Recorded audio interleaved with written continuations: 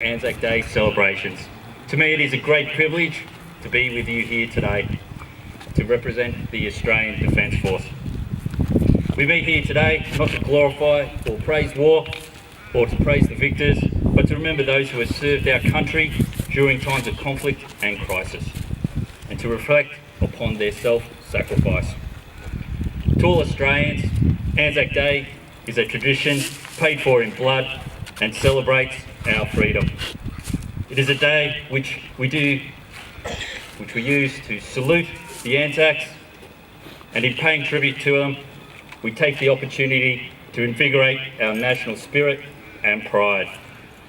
On this day in 1915, a group of volunteer Australians and New Zealand soldiers found themselves wading ashore in the early morning of the 25th of April onto a small beach on the peninsula of Gallipoli in Turkey.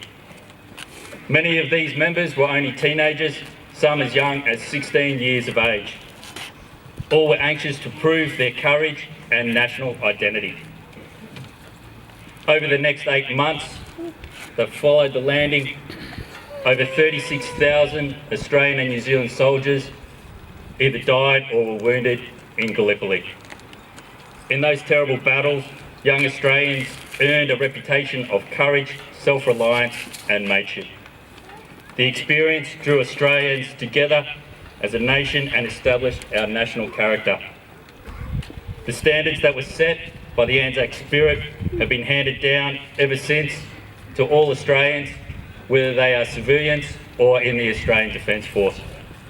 From World War II, Korea, Malaya, Borneo, Vietnam, the Gulf and many peacekeeping operations in the Middle East, Pakistan, Southeast Asia and Africa, Australians have served with pride and have continually upheld these values.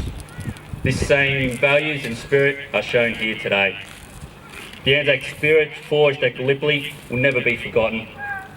This is why Australians come together every ANZAC Day. We do it to remember the Anzacs and their achievements.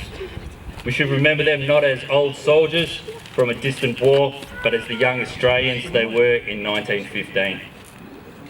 Australia is blessed with our vast country able to shape healthy, confident, competent and freedom-loving individuals who have been more than a match for the best in the world in whatever they do.